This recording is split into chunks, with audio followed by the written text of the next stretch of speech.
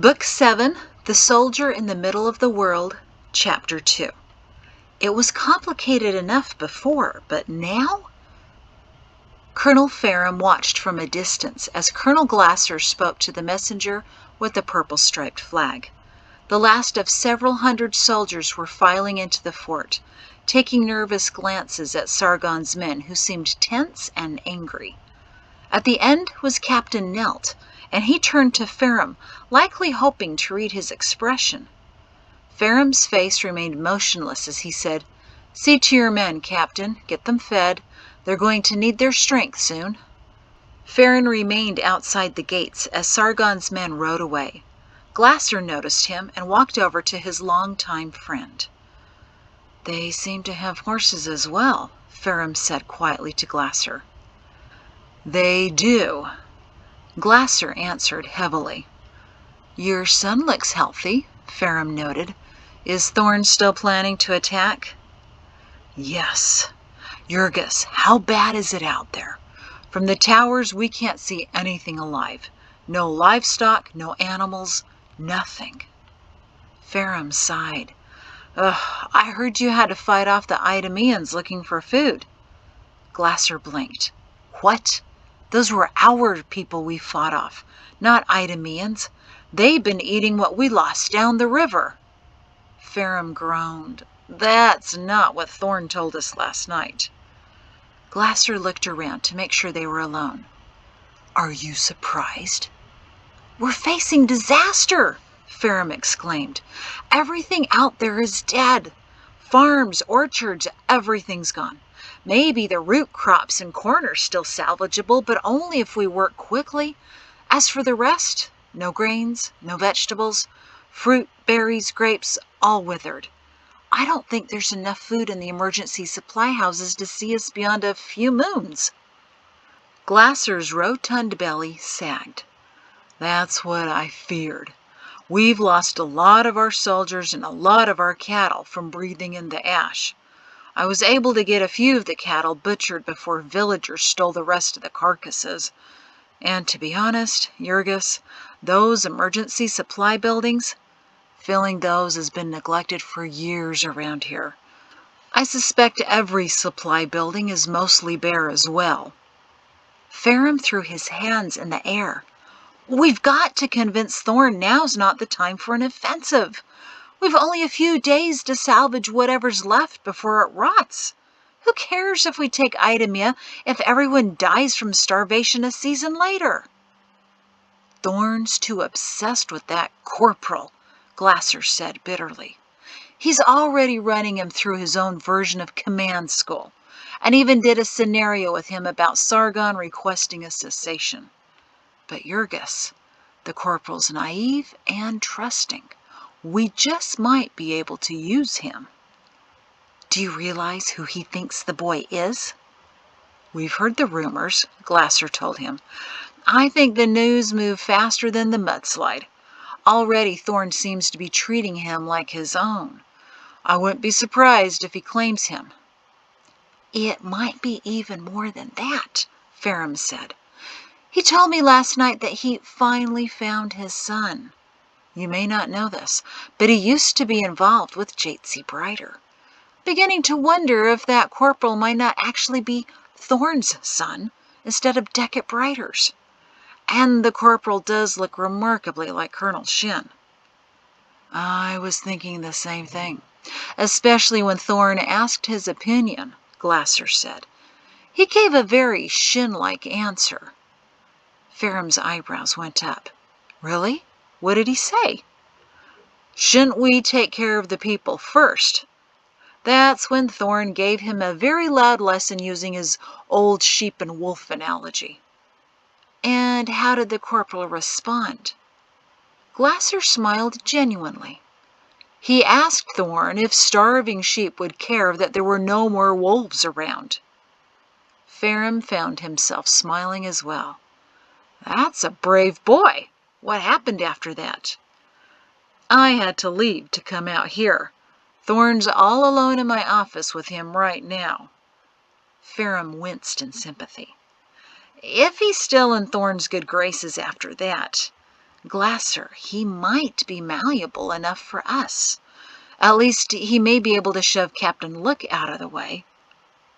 "So Shin's not in Lick's little group?" "Good," Glasser bristled. "That little Zenus upstart came in yesterday with so much arrogance, I was ready to use his pasty little face to shine my boots. If Shin's not with him, then Lick's got to be furious. I'm sure he expected Thorne would claim him as his son after the Idomene offensive." Ferrum sneered. "Perhaps Battle Commander Lick will finally irritate Thorne enough that Lemuel will kill him for us. So, Idamia, what's really happening there?" he whispered. Glasser's smile faded. "It's bad," he breathed. "All of the connections are scattered. It was complicated before, but now it's a complete mess. To get Thorne where he needed to be so Sargon's side could assassinate him was going to require a great deal of coordination, but according to what my son could reveal, they're no longer prepared. He went so far as to use the code "Listen to Reason." Ferrum exhaled in despair. "Oh, it took us 6 moons to get this planned. How long would it take to organize both sides again? I've made promises, Glasser, and I'm growing a little tired of playing Thorne's best friend." Glasser raised an eyebrow. "And do you think Sargon's going to be better?" Ferrum folded his arms. "Doesn't matter. He won't be around long enough for us to find out, correct?" Glasser smirked softly. The most disappointing news out of all of this destruction was that both of them survived.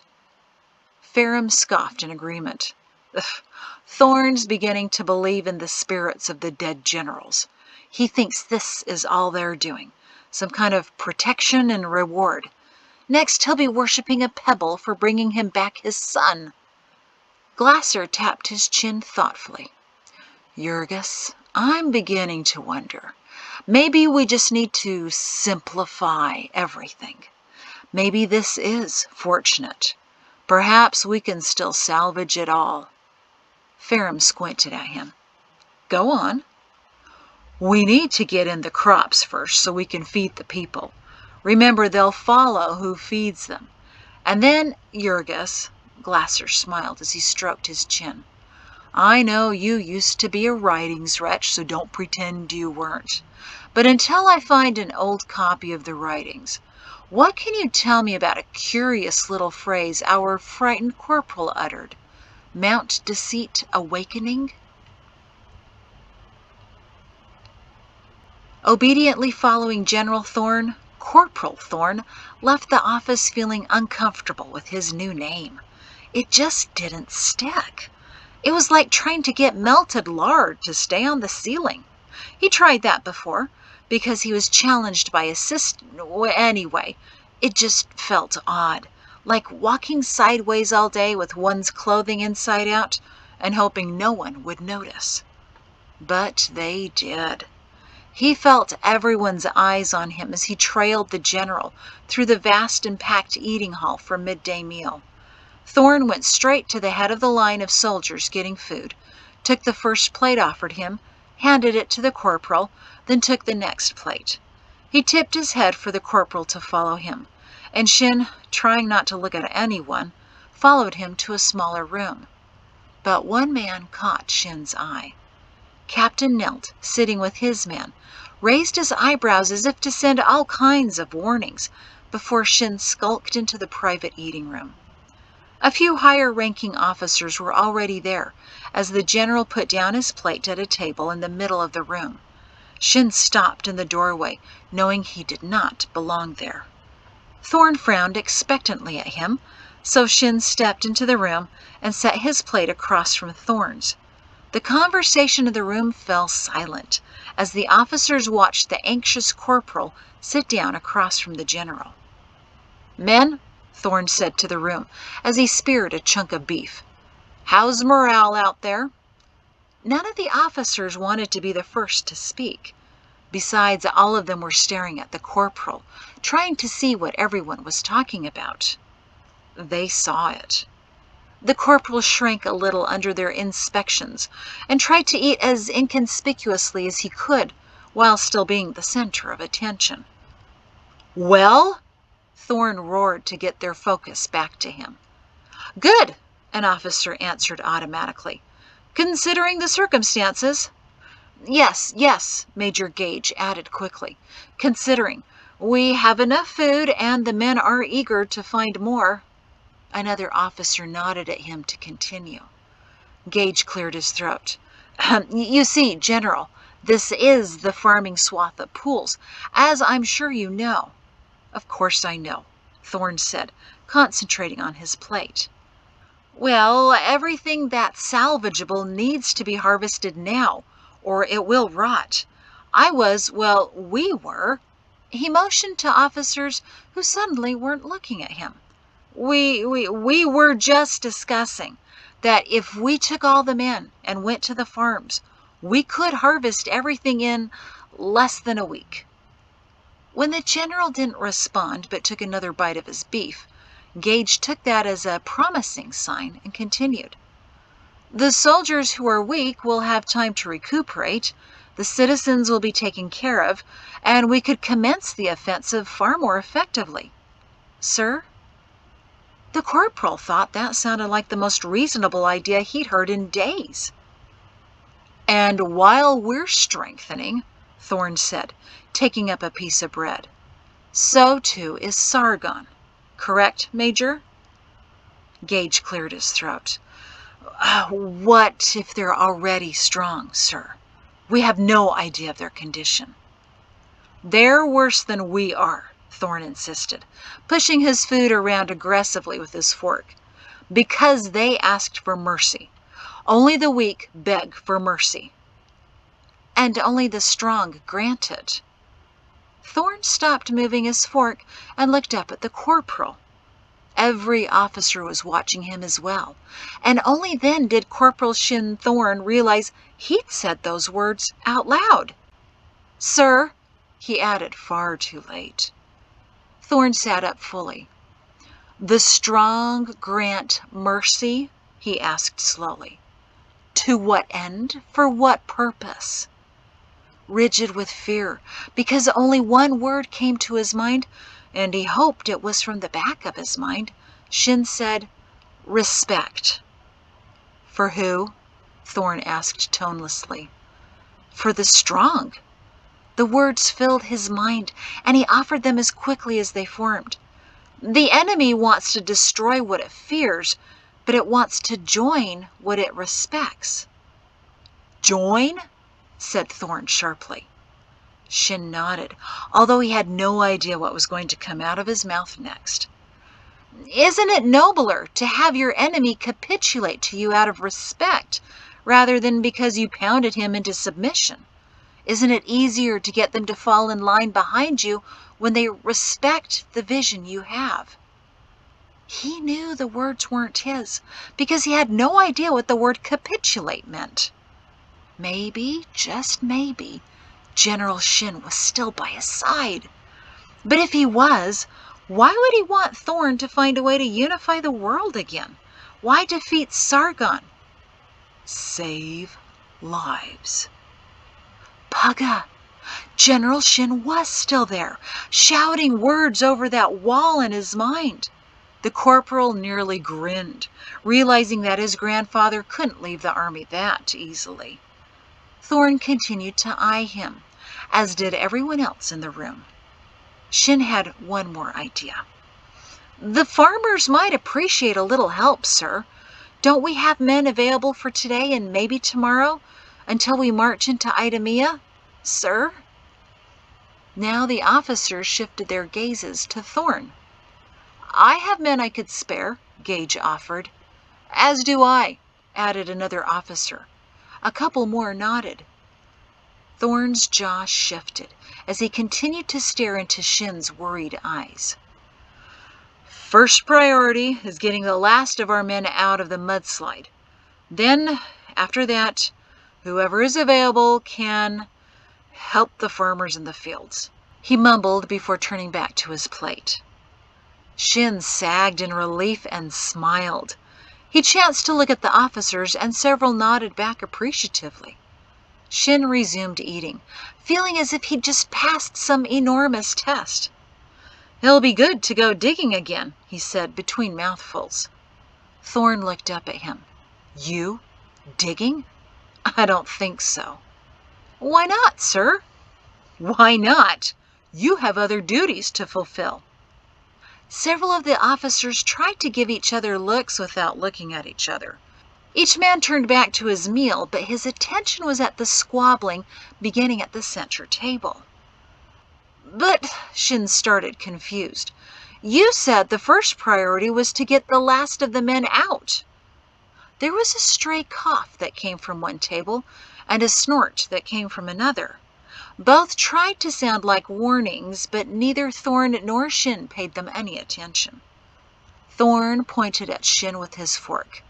"That is enough, Corporal," and he turned back to his meal. The corporal did not. "But, sir," he persisted daringly, because another trait he'd unfortunately inherited from his grandmother was the inability to stop pressing an issue. "Did you or did you not say the first priority is to pull out the men? Shouldn't every able-bodied man be doing that? Who's more able than me?" Thorne cocked his head and glared at the corporal. It was no ordinary glare, but one that had been well practiced and honed to turn even the most hardened receiver into a crumbling mess of fear.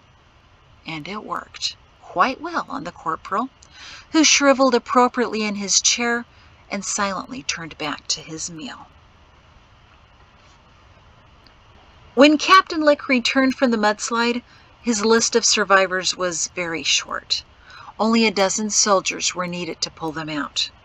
The rest of the army, as Thorne had agreed to in front of too many officers to pretend he hadn't, could spend the afternoon harvesting nearby farms. Colonel Glasser made the assignments himself, and Colonel Ferrum volunteered to lead out the first groups of soldiers. General Thorne had wanted the corporal by his side to inspect the surviving supply barns, but Shin had begged him to let him teach the soldiers how to harvest instead. He'd just finished describing what potato plants look like to a group heading out when he noticed Captain Nelt. Shin gave him a brief smile, but Nelt didn't return it. The captain waited until the soldiers left before he walked up to him. "Did you listen to a word of advice I gave you? Any of it?" Corporal Shin blinked. "I rode behind and to the side of him." "At midday meal, I heard the two of you through the door," Nelt hissed. "I used to argue with my father the same way. Has he claimed you already?" "I don't think so," Shin admitted, deciding not to tell Nelt about his new complicated name. "But I'm not sure." Nelt rolled his eyes. "Trust me, you'd know. It has to be a public and formal declaration. He claims you, you accept, and then you are, whatever your name, Thorne." But Shin smiled. "It's all right. I think I can handle this."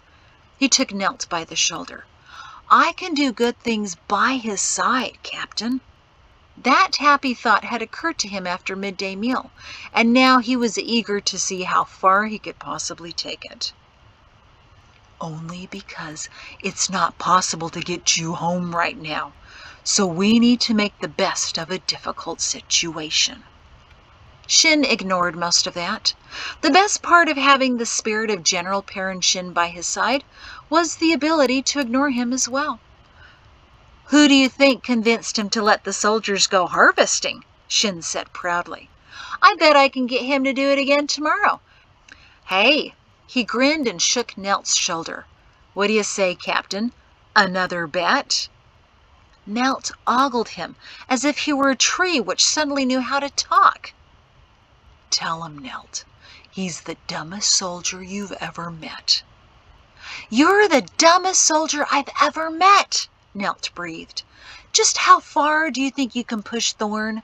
You're in a truce with him right now." "Oh, I don't think so," Shin said. "You make it sound like a battle."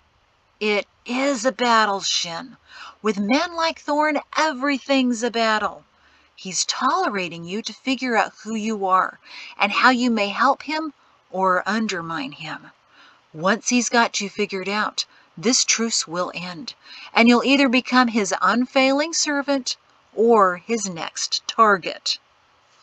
Shin recoiled at Nelt's brutal assessment. Thorne had been almost kind at times. But I don't think that's the case with me, Captain. I'm on top of things, sir. It's different. Nelt shook his head sadly. I like you, I really do. That's why what's going to happen to you is so tragic. In one way, you're right. You are on top of things, which makes you the biggest target. Just don't become Corporal Thorne. Thorne's not as much fun to rhyme, I have to tell you, he said. Born, torn, mourn, forlorn. Slag, I'm gonna miss you when he's done with you. Nelt patted Shin on the arm as if saying a permanent farewell, and jogged after the group of soldiers heading out of the fort. What does he know? Shin mumbled to himself. I'm the grandson of Perrin Shin, after all. That's a liability, young pair, not an asset. Are you listening? Do you know what liability means? Young pair. Captain Lick fumed as he watched the tall corporal in the compound, giving orders to men who had higher rank and far more experience. All because he was now attached to Thorne, and because he could draw pictures of plants quite accurately with charcoal on the walls of the fort. He'd even sketched little soldiers with shovels, demonstrating how to dig up the potatoes. One of the stick-figure soldiers had a smiling face and was waving. Lick's stomach twisted. This was not Thorne's son, a product of his relationship with Jatesy. Lick suspected where the boy might really be from, but he couldn't divulge that without compromising his own security. He spied Thorne marching into the compound. The general stopped, stared at the drawings on the walls that looked like a giant farming textbook, and smiled? No, Lick snarled. I've done far more to earn the position of Thorne's boy than anyone. No, Shin, I know what you are. You are not going to ruin all of my family's work. Not now.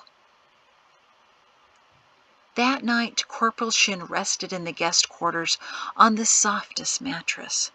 He sighed in complete comfort as the exhaustion from the past few days overcame him.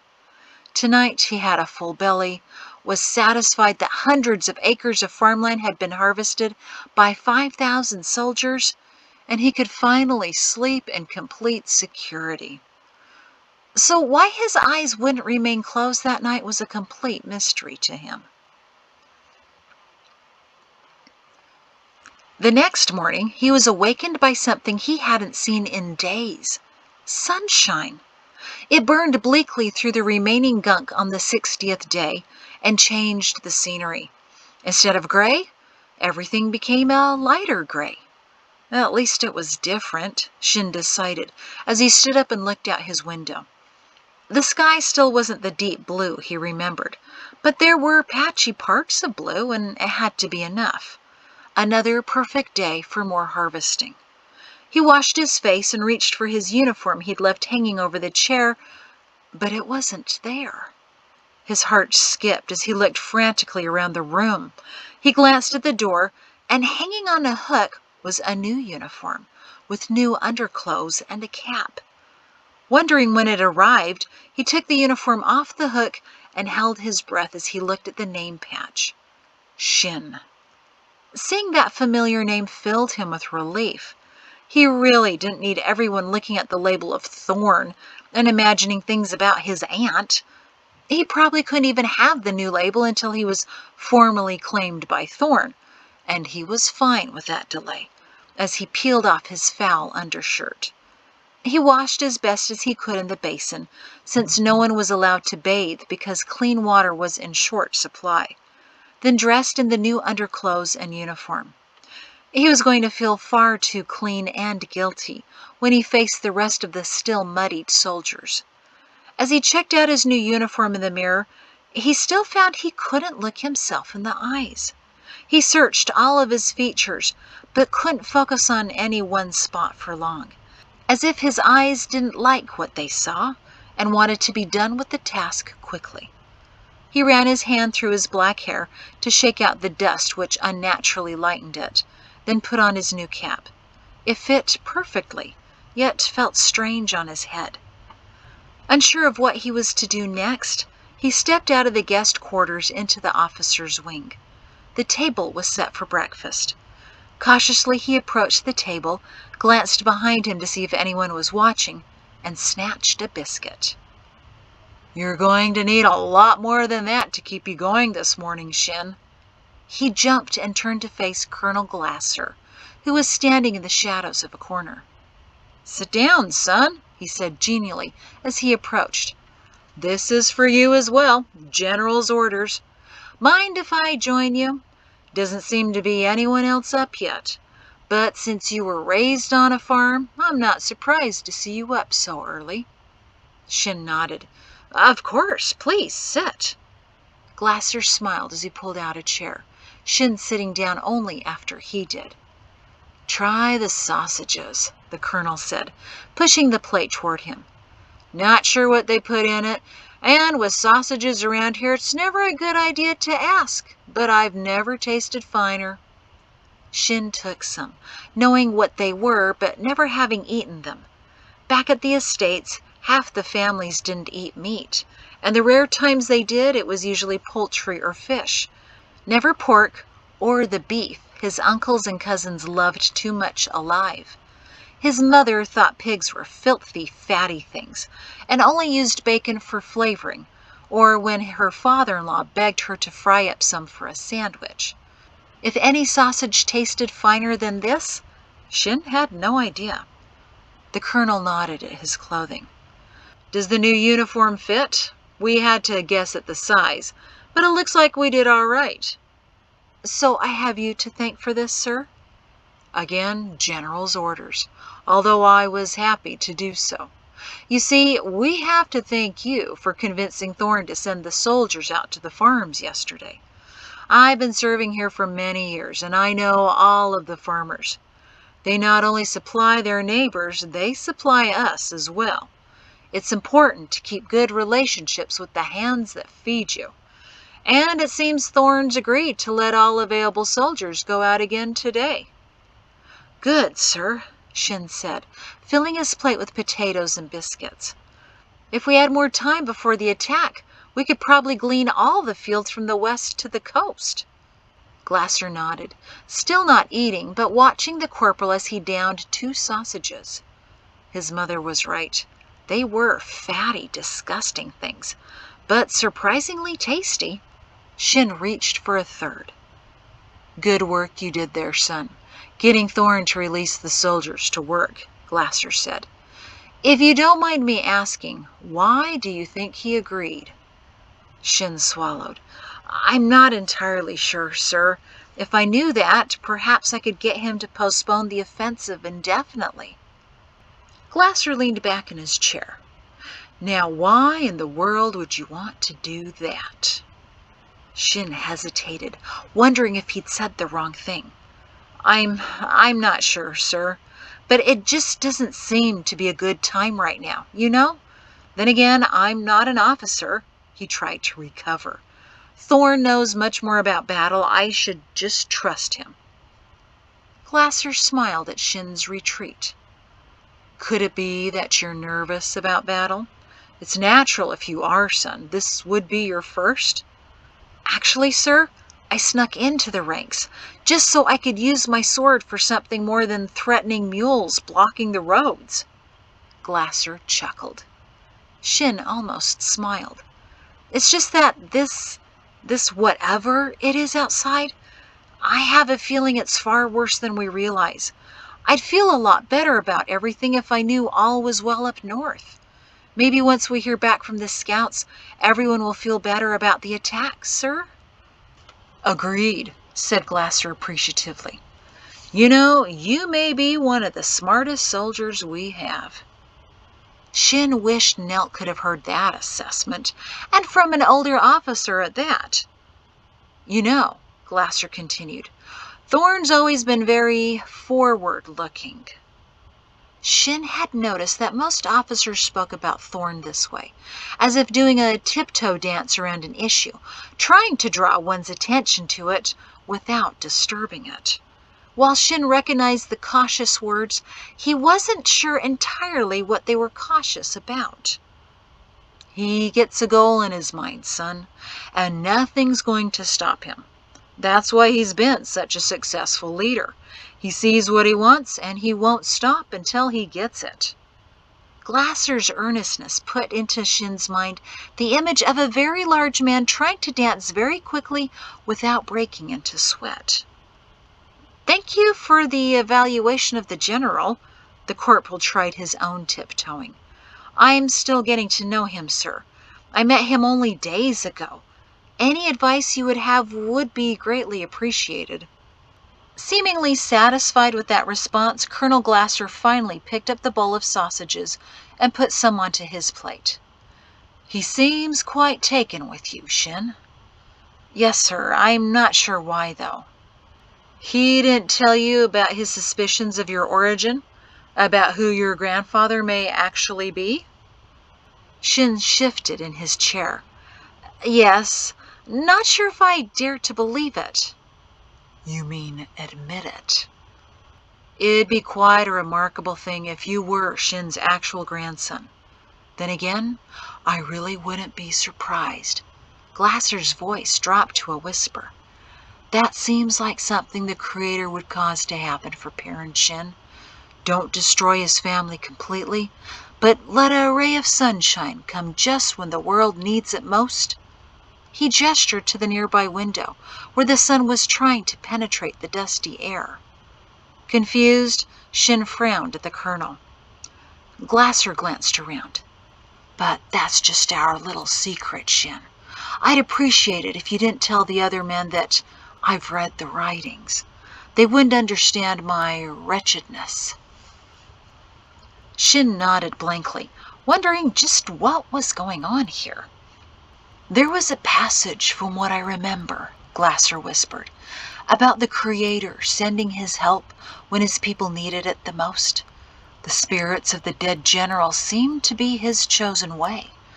I wish I had my copy here at the fort so I could check. But there's also something about Mount Deceit awakening. If you ask my opinion, that was some awakening. Seems providential. You're arriving at this time, don't you think? And I can't help but think you're here because of the dead generals."